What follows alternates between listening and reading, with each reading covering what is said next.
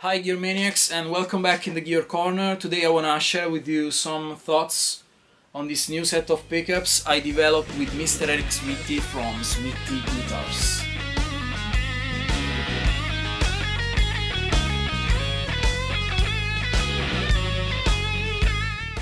So we came up with this idea after some experiments with pre-CBS pickups because we basically wanted to put some of that sauce in a modern set.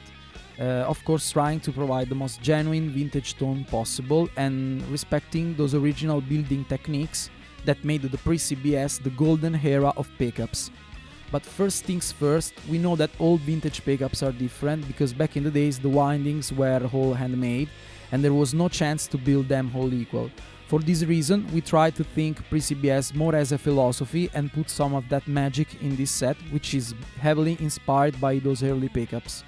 First feature that we tried to get right was the output impedance, and we ended up with a very underwound low output set to keep all the clearance in sound of those vintage tones. Vintage pickups were also built starting from different type of magnets, but we ended up with Alnico 5 because of its properties in terms of sparkle and crystal clear high end.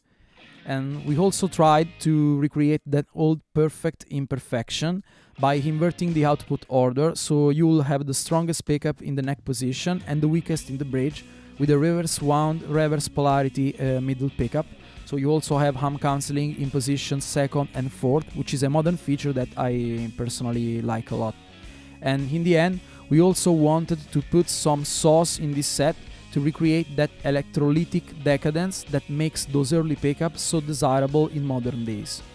And today's market is of course full of faithful reproductions and recreations of pre-CBS pickups, and we tried to give our interpretation of that sound in a way that we like a lot and with the best materials and craftsmanship available. And I'm also proud to say that this little but effective collaboration has rewarded, because this set, which will be available in a very limited run, sounds like heaven.